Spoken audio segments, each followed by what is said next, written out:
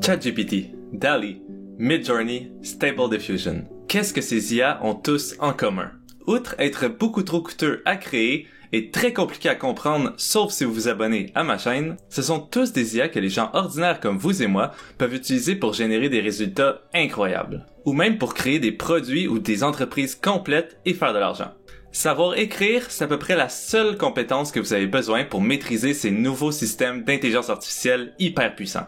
Que ce soit pour générer des histoires, des images étonnantes, programmer à votre place ou énormément de fonctionnalités intéressantes comme un outil de synthèse de texte ou un éditeur vidéo automatique, les résultats de ces IA font juste s'améliorer avec le temps. Mais c'est souvent difficile d'obtenir exactement ce que vous cherchez.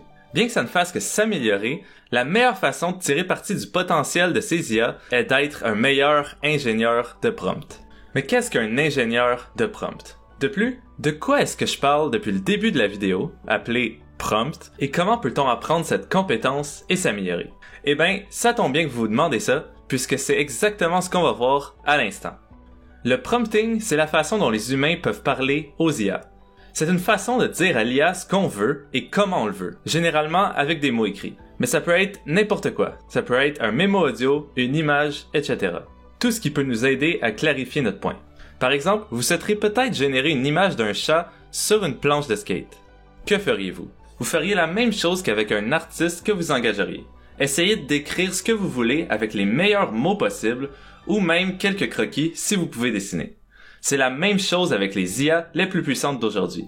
Elles peuvent comprendre les mots même si elles les comprennent différemment que nous. C'est là que l'ingénierie de prompt entre en jeu.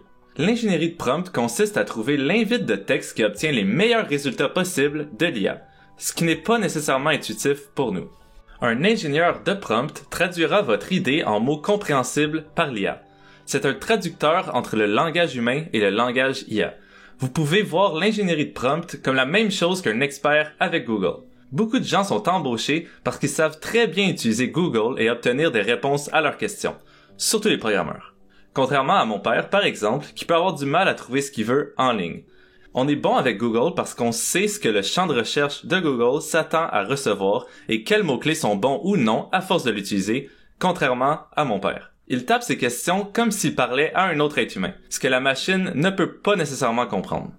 Automatiquement, on s'adapte à Google en coupant nos phrases et en utilisant les meilleurs mots-clés possibles. Eh bien ici, c'est pareil. On veut pas nécessairement écrire de la même façon qu'on parlerait avec un artiste dessinant notre chat. L'invite de texte, c'est donc un moyen de parler aux IA. Mais la meilleure façon de comprendre ça, c'est avec un exemple. Demandons à DALL-E de nous générer cette fameuse image. Nous pouvons voir que le résultat n'est pas trop précis.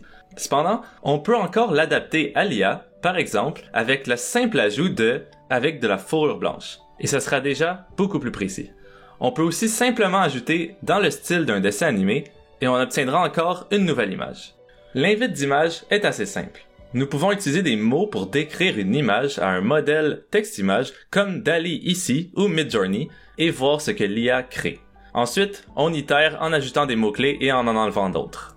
On voit que lorsqu'on change différents descripteurs, les images générées par le modèle changent en conséquence. L'objectif de l'ingénierie de prompt, c'est d'optimiser ça. Avec le texte comme ChatGPT, c'est pareil. On peut formuler les questions de sorte que le modèle comprend, et ça s'apprend avec la pratique. Mais il y a quelques techniques intéressantes à savoir. Par exemple, on peut utiliser ce qu'on appelle le prompting de rôle, où on dit ce que l'IA doit être, comme par exemple lui dire que c'est un brillant mathématicien. Aussi étonnant que ça puisse paraître, cette attribution de rôle aide au résultat et fait en sorte que le modèle se trompe moins et produise les résultats attendus.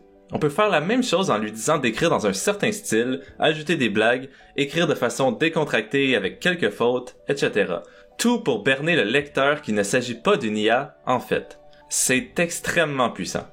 Une autre technique intéressante est appelée en anglais le few-shot prompting, ce qui signifie qu'on va lui montrer quelques exemples de ce qu'on veut pour que l'IA comprenne ce qu'elle doit faire. Ça fonctionne hyper bien dans des cas où vous voulez avoir des réponses spécifiques en créant une application de questions et réponses par exemple. Bref, il y a énormément de techniques pour optimiser l'art du prompting et tout le monde peut y arriver. Il n'y a pas de diplôme pour être ingénieur de prompt, vous pouvez l'être.